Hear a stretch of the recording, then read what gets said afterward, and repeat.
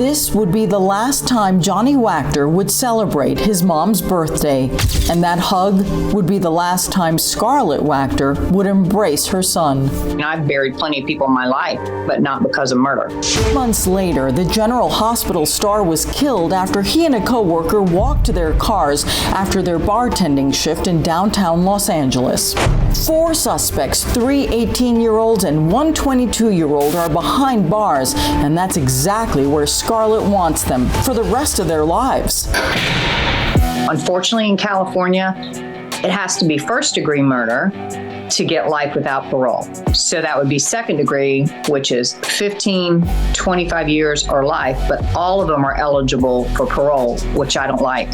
I want it tried in federal court. This is what I'm going to be asking for, because then they can get life without parole. And Scarlett, who made a tearful plea here on Extra about catching the killers. I really wish they would just catch them. It'd be so much easier to have closure. Told me about what didn't happen that night. It's been described as if your son tried to stop the thieves from taking his catalytic converter. He did not. He did not do that. Police tied the suspects to the case after their fingerprints were reportedly found on a floor jack they allegedly used while trying to steal that catalytic converter.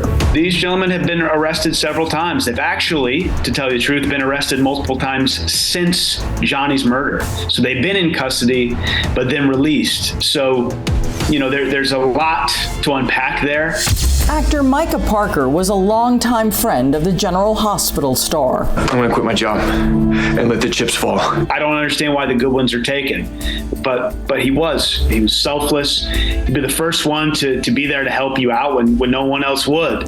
He has a message for whomever gunned down his friend. Johnny had a lot of life to live, and you robbed that from humanity, and you should be ashamed of yourself, and you should pay the consequence.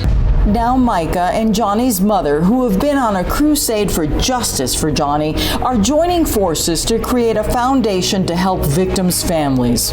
I'm just amazed at how you feel powerless. You don't get answers. It's so much more difficult when someone's murdered. He was single, so he didn't have a spouse, didn't have a roommate. So you have to get into these places and prove things. Having someone come alongside you, help explaining things is huge. And Scarlett and Micah are also working together to create Johnny's Law, which would have a major provision to make sure that employees working at midnight or after they get off, they need to have provided, protected, guarded parking. They were promised secured parking, and they were not given that. So that's what led them to have to walk down the street at 3 a.m. But first, they're preparing for Johnny's birthday on August 31st, when he would have turned 38. We're going to just have some of his friends over, play some games, eat some food, and tell some Johnny stories.